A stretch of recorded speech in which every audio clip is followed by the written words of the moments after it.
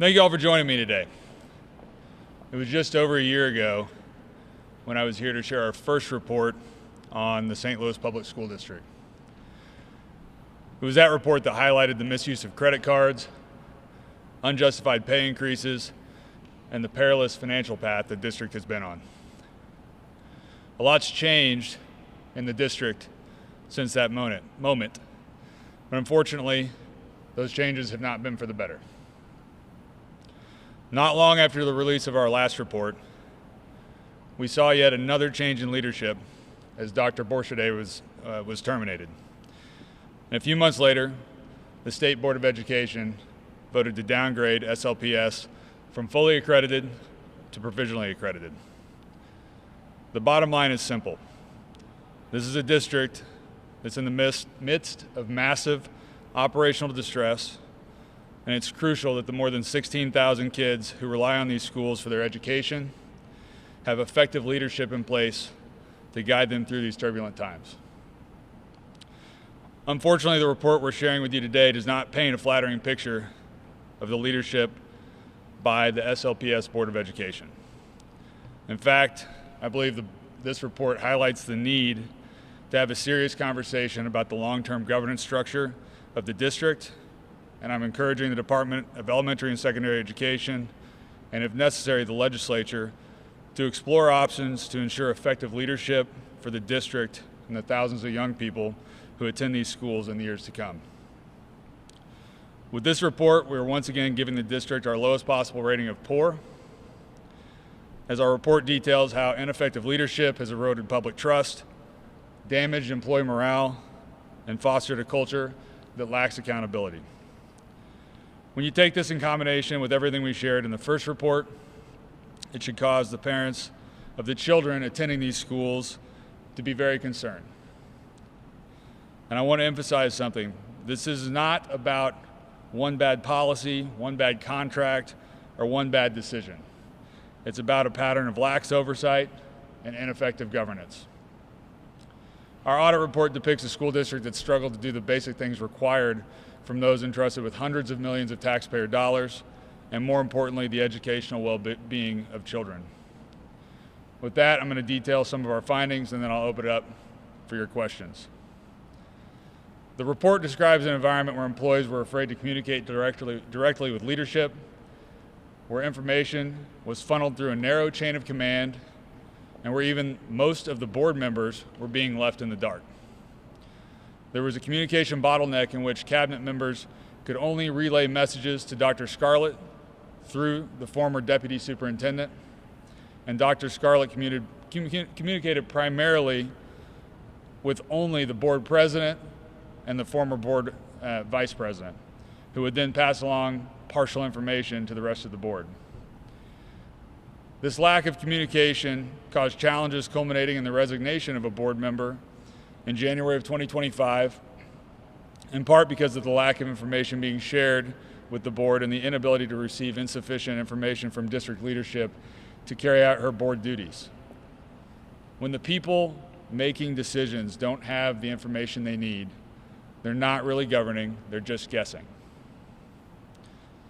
Our auditors also found that board members spent approximately $75,000 on 9 conferences over 13 months. This includes more than $31,000 in registration fees, more than $19,000 for hotels, and nearly $16,000 in airfare, and there were additional expenses for things like in-flight Wi-Fi for the board members and seat upgrades. 5 of those 9 conferences didn't receive approval, which is required under board policy, and we saw examples of wasteful spending where 3 board members all drove separately to the same conference in Branson and received over $1,000 in mileage reimbursement. We found 15 different instances where board member airfare exceeded the $500 maximum that's in their travel policy. And when you factor in the extreme financial distress the district is in, to see waste like this is very concerning. A dollar that's spent unnecessarily on a conference or for mileage reimbursement is a dollar that's not being spent buying a textbook, supporting a teacher, or addressing a need in a classroom. Our audit also looks closely at the well-documented issues the school district had with its then bus transportation vendor in 2024. When Missouri Central backed out of its contract, it created chaos in the district.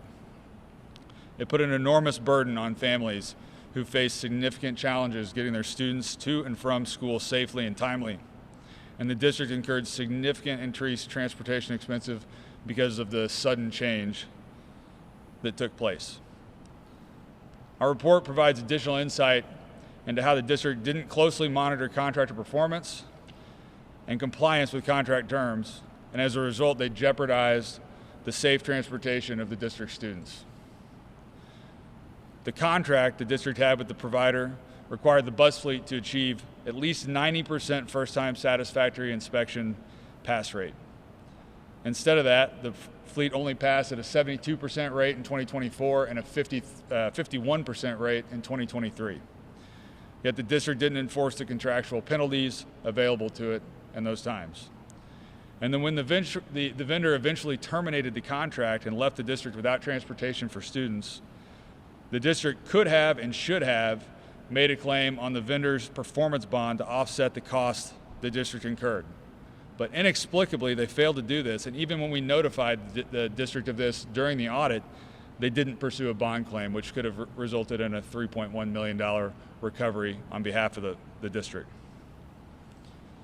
Our report also documents how the district has failed to effectively manage its inventory of closed school buildings. This includes failing to sell property in compliance with state law, which has resulted in lost opportunities to maximize property value and increase costs associated with maintaining vacant facilities. I'm sure many of you have seen the images of Farragut Elementary School, which has been closed since 2021. The image of computers and monitors sitting in water in a vacant school building that's falling apart are a strong reminder not only of the district's decline over the years, but also its failure to manage its assets. As our audit points out, the district is holding 7 of its 22 closed school buildings for future use, even though those buildings have been decommissioned for between 4 and 22 years. Every day a deteriorating building sits vacant, the district's paying to maintain an asset it isn't using, while also allowing its value to deteriorate. And at some point, you've got to ask whether the district is preserving an asset or just simply continuing to pay for a problem it's unwilling to fix. The findings I've mentioned thus far represent some of the most serious issues uncovered by the report, but there are many other areas where the district needs to improve. For example, the district failed to develop a written reading success plan policy as required by state law. Given the large number of students in the district who have a substantial reading deficiency or a formal diagnosis of dyslexia, having a formal policy to address their needs is essential, and it's unacceptable that it didn't already exist. We also see student safety at risk because of the district's failure to ensure every school is conducting the required safety drills such as fire, tornado, and intruder drills. The audit found that 7 of the district's 63 schools didn't complete the required intruder drills. That's particularly concerning given the shooting that took place in October of 2022 at Central Visual and Performing Arts High School and the firearm that was seized from a school employee at that same school this week. And there are many other areas identified in the report where the board and the district are falling short. Any one of those problems might be manageable, but when you start stacking them on top of one another, you don't have a pile of isolated mistakes, you have a pattern. And that pattern reveals an undeniable truth. SLPS has a serious leadership problem. What do all these issues have in common? They were caused by the failure of the district leadership to establish the integrity, ethical values, and the tone at the top that an organization this important requires. And to put it bluntly, the Board of Education does not act as an effective governing body. It's failed to provide necessary oversight of district operations and to spend money in the best interest of students. And as a result, it's put the district employee morale and public trust at risk. Both of our reports document a pattern where neither the board nor Dr. Scarlett complied with district practices and policies. The truth is neither was committed to following established guidelines intended for the best interests of the district and its students. And it was communicated by district personnel that Dr. Scarlett made clear she had what she referred to as an appetite for litigation. That's a quote. This attitude not only puts the district at risk of incurring unnecessary legal expenses in the midst of a budget crisis, it also negatively impacts employee morale and comfort reporting concerns with management to their superiors. Additionally, it creates an environment in which employees can be coerced into following management directives that don't follow established rules and procedures or the law out of fear of retaliation or of losing their job. This inadequate tone at the top played an enormous role in fostering a culture where accountability was not a priority and where ultimately the district personnel and the public lost trust in the leadership. Right now, the board has a significant amount of work to do to rebuild the trust it's lost. It's hard to look past the failed leadership we see at SLPS, or honestly to believe that a dramatic turnaround is a real possibility. The report concludes that the board is not acting as an effective governing body, and as I said to open my comments, I think it is time for the Department of Elementary and Secondary Education to strongly consider whether the current board structure is the appropriate governance model for the district. That's not something that I say lightly. But the current structure has the district on a path towards insolvency only a few years after returning from state control and has not resulted in an accountable, transparent, or effective school district. So we have to be willing to question the structure itself. While I appreciate the current leadership of the district has agreed with the audit findings and they've indicated their intent to implement many of our recommendations, the district has bounced between local and state control for decades, and it's clear it is time to discuss a new approach. The people of St. Louis deserve better. The dedicated teachers and staff of St. Louis Public Schools deserve better. And most importantly, the children of St. Louis Public Schools deserve better. They deserve a school district where accountability isn't optional, where transparency isn't negotiable, and where leadership is focused first and foremost on giving the students the opportunity to succeed. The district's already been downgraded to a provisional accreditation status. Enrollment has declined dramatically over the years, and school buildings sit vacant with many more soon to be closed. The budget situation is a crisis for the district, and the decisions that need to be made now are going to have an impact, the district for decades to come. With that, I'll take any questions. What are the dates that this audit looked at? The audit scope would have been the fiscal year of 2024. We did some limited procedures. It was 2023, 2024, and then really during Dr. Scarlett's time as superintendent. And then we did some limited procedures after Dr. Borchaday was terminated and filed a lawsuit making many allegations regarding the district. So we went back. We were actually done, about to release the report, but we went back and looked at many of those issues that were brought up in that lawsuit as well.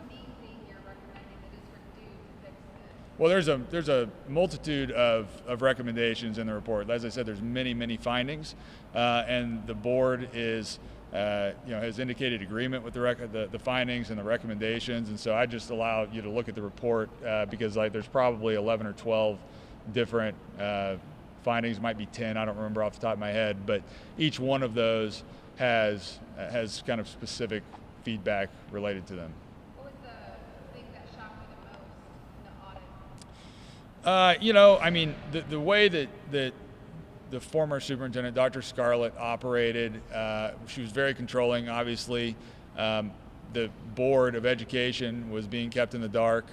Generally speaking, for a board to be effective, they have to have information. That board, and there's been a lot of turnover at the board, and there's also been a lot of turnover at the top areas of leadership within the district, which can kind of destabilize. When you have that much turnover, it's very hard to run a stable organization. But some of the expenditures that I talked about were frustrating. When you look at probably the most shocking thing to me actually is that the board has just completely, or the district has completely failed to even consider trying to recover anything on this transportation vendor. There's a performance bond that they could make a claim on and collect $3.1 million. And they haven't even, as far as I know, to this day, haven't even attempted to do that. That's the whole purpose of a performance bond. The district paid the cost of obtaining the performance bond by paying the rates to the transportation vendor. It was built into the cost of the contract. And so if you have this recovery mechanism at your disposal, and there's a clear breach of contract by the transportation provider, I just cannot understand why the district wouldn't take steps to try to make a recovery on that bond. It's unbelievable. Is there anything in your findings that merits a referral to the Attorney General for further investigation? We send all of everything we do to the Attorney General so that they can look and make their own determination of if anything is worthy of their attention. So I don't want to speak on behalf of the Attorney General's office. I'd say that they will have a copy of the report, and you should ask them if they have any interest in it. But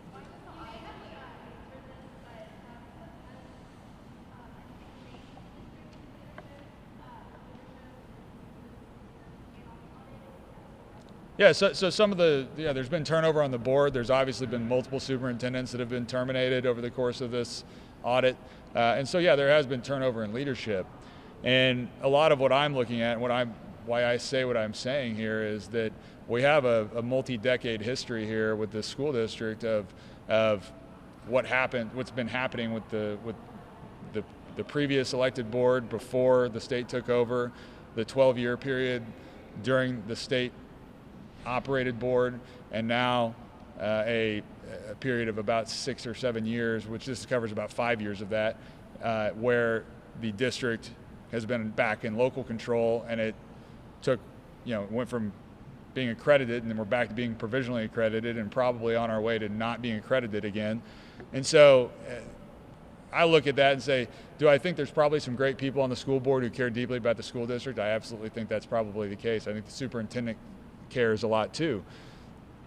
But we look at the history of the district, we look at the condition of the district as evidenced by the 2 audits, successive audits that both give the district a poor rating very justifiably. And you have to question whether or not the governance structure that exists today is going to be a long-term solution. And that's why I'm questioning it. So you're calling for a state-appointed board to come in? I've called for the State Board of Education and the legislature, if necessary, to take a long-term look at what is the appropriate governance structure, because I don't think bouncing between a state-appointed board and a locally elected board every 5 to 10 years is a good long-term solution for this district. I think ultimately there needs to be a conversation about what is a permanent long-term solution, not just what happens in the next year, but what is a permanent long-term solution that can provide stability to the St. Louis Public School District and the 16,000 kids that rely on it for their education. So what does that new approach look like? Well, I think that's a legislative prerogative. It's a State Board of Education conversation. But I mean, I do think it's important in any long-term solution that whoever's responsible for making or governing the district, whether that's a combination of mayoral and governor appointments or whatever the solution ends up being, it's important that whoever's in charge of putting those people in place is somebody that voters can get their hands on. I do think it's important to have accountability at the ballot box. But the current situation where you have turnover on the board on an annual basis and three superintendents in the last 3 years, it's not a system that's going to provide stability for the district long term, in my opinion. And so I think that's the lens through which we have to look at it.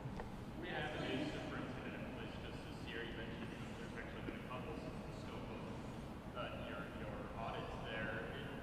Is it fair that this 2023-2024 audit does it paint a fair picture of the district today? And have you had any conversations with the current administration that gives you an idea of is progress being made? Well, the State Board of Education's decision to take the district to provisional accreditation took place this year. So, I mean, that was subsequent to the audit period. And so that, to me, indicates, the APR scores declined to a point, and the district's performance declined to a point where the State Board of Education decided to take that action. I personally have not been in touch with the leadership of the district, but our audit staff has talked regularly with the board and the superintendent. And as I said, they've indicated agreement. They've indicated that they want to work on these things. And I do think it's important that no matter what happens with the state board or any other long-term solution here, the things that are identified in the report are things that need addressed right away. And so the local board, the current board, and the superintendent that are in place right now absolutely need to take those things seriously and work as hard as they can to turn things around. But ultimately, the decision of the state board took place after the audit period. It was this year, and so that kind of, I think, is some evidence that things continue to be a challenge. Why the state board took that action, they said this, right? That some of the things that were highlighted in your first audit, transportation, other things that they use discretionary powers for those, it wasn't because of the APR score, which actually got better. It's come up a little bit, but it went down. I mean, I think it's below 70, and it has continued to be below 70 for a period of time now. So I think, even if there is a modest temporary improvement, I mean, let's see if they shoot up to 80 or something, or they keep climbing, then great. But I just think when you take a look at a district that has the quantity and severity of operational challenges that this one has, and having been only back in control of, in a local control environment for 5 or 6 years, and already even the current budget's projecting a $41 million deficit. The budget that was from last month, starting this fiscal year, is projecting a $41 million deficit. So you can't do that for very much longer here, and you run out of money. And when you run out of money, things don't go well. So that should be a concern, and I think that the solvency of the district to me is a huge concern.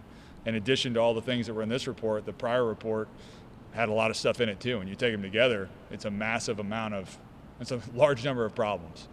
Part of the reason why some of the expenses at SLPS and other major urban school districts is because they serve a student population, a family population that is very different, right, than some of the districts you see elsewhere in the state. Where, Superintendent Meyer talked about, like, part of the reason why the transportation costs so much is because students are being bused all over the city, right, and they're trying to work towards that, like, streamlining that. So isn't that also part of the conversation? Well, it is a district that has some unique challenges. I think that's a fair thing to say. But also, what we're talking about is how much revenue they have and what their expenses are. And if those things don't align, regardless of the challenges they have, if in the next few years those things don't align, they are not going to have any money, and that is a crisis. That's the definition of a crisis. If you roll into a year where the last year before that you spent $40 million more than you took in, and the year you're going into you can spend $0 more than you take in, that is a crisis. So I'm not saying that the district doesn't have a very hard job. I think public schools all over the state and all over the country have a hard job. And maybe there's not many that have as hard a job as St. Louis Public Schools does. But that doesn't mean that we just get to ignore the problems, right, or excuse the problems, because ultimately they will come to a head. And when that happens, it's going to be much harder to recover from a situation where the current path that they're on is 3 years from now. It'll be much harder to recover from that than it is right now. And so that's my thing, and that's why I feel the way I feel about it, and why I'm saying the things I'm saying about it. Is there an example of, like, the in-between model that you're calling for between a locally elected board or a state appointed? I assume there are various governance models for school districts throughout the country that include options that are not just a locally elected board or a state appointed board. I haven't done a ton of research on it. Somebody asked me what that looked like. That's one example I gave as a potential solution. But I think that that's something, like I said, that the State Board of Education, the legislature need to be involved in those conversations. And, I think that local stakeholders need to be involved in those conversations too. And obviously the city and the St. Louis area has a lot of legislators. There's a lot of state representatives and senators from this area that will, if something were to come up in the legislature, would certainly have their hands on that legislation and have a say in what it looked like. Was there anything in this year's audit that was unfortunately not surprising given last year's audit? That was unfortunately not surprising? Oh yeah, unfortunately not surprising. We knew there were going to be a lot of issues, and so even when we were doing the first audit, the second audit was kind of ongoing, and so I guess I've been looking at this long enough that I'm not surprised by much, other than the I do not understand why they have not made a claim on the performance bond. It's insane. It truly is. So maybe somebody can explain it to me later, but it's $3 million that they could try to recover, and they're just not doing it. So any other questions? All right. Thank you, everybody.